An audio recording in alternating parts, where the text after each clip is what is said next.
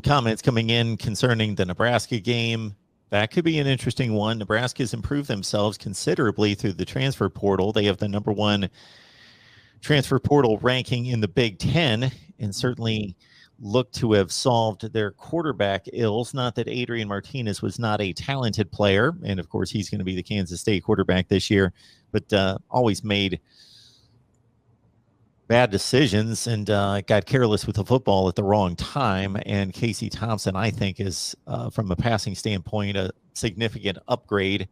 And they got the TCU defensive end, O'Shawn Mathis, as well, who's been second team All Big 12 the last 3 seasons and had a 9-sack season 2 years ago to help the pass rush. So going on the road this time to Nebraska could be interesting. And then a few people are noting the Texas game. Apparently very early odds and point spreads have Texas as being favored over Oklahoma. My goodness, Texas. Steve Dace, he has a Michigan podcast. He does a team total team ranking based on talent. It's a pretty good metric, but I just have to challenge the Texas. We delivered that podcast yesterday, and I took his Texas ranking of, I think, 6th, and I think they're 6th in the FPI. And not to misinform anyone about Steve's ranking, he's not saying Texas is the 6th best team in the country. It's a talent ranking, but my goodness, I just I don't know.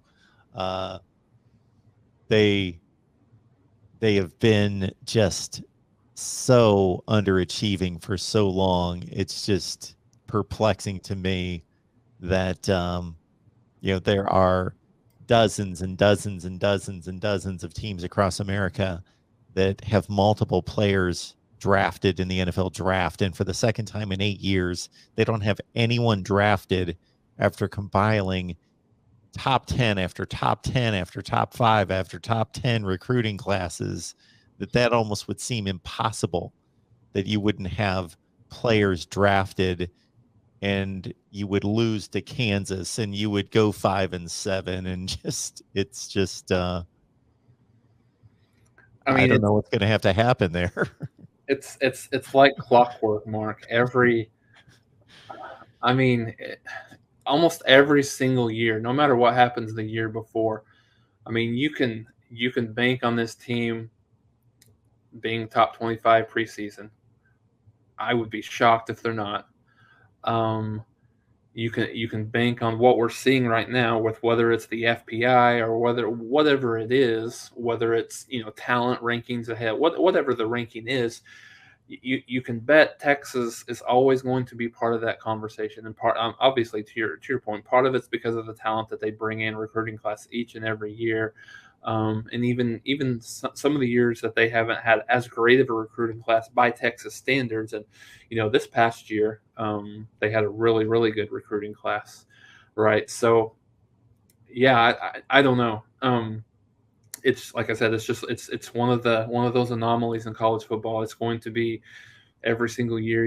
That they're going to be, no matter what happened the year before. Like, how many 5-7 teams would you see, unless they had a catastrophic roster turnover for the positive, that'll be ranked. And I may be wrong. They may not be ranked preseason by the AP or the coaches or whatever, but I would think that they're probably anywhere in that 20 to 25 range, given what they've had, what's happened in the past. And so, but I think to your previous point, Mark, about Nebraska, I think that's going to be this Nebraska team, I think, looking on paper, probably looks like a better team than they were a year ago, with, as you mentioned, with the addition of Casey Thompson, with the addition of O'Shawn Mathis on the defensive side. I think I saw something although that was on the Texas side, never mind. I think there was Casey Thompson's probably a much better, I don't say much better, he's a better quarterback, in my opinion, than Adrian Martinez. But more so with Nebraska than anything, that team needs to learn. Once they learn how to win some games, once they figure out how to win some close games, I think you'll start to see them turn that around. Hopefully, it's maybe it's past go that starts happening in conference season as opposed to, to They're, non-conference season, but they're they're close. another version of Texas. Yeah, they're close. Yeah, I mean, I think that yeah, I mean they don't have probably as much talent No, as Texas does, no. but still in every single game. And I think I was looking number 13 overall in the transfer portal rankings, as you mentioned, top in the Big Ten. So they got a chance to be in that to be pretty good, and I think that'll be a honestly, Mark, I think that'll be one of the tougher games for Oklahoma this year. Probably top three, top four, and overall toughness kind of coming into the season. I mean, when you look at probably for me, when you look at Baylor, Texas, Oklahoma State, and probably this game, you could point to Iowa State a little bit. I think the spot that Oklahoma plays Iowa State in this year is a little tougher than maybe necessarily than the game itself. I believe they play on the Thursday night in Ames before Halloween. So, um, but yeah, I mean, I think it'll be a really good test for Oklahoma to end their non-conference.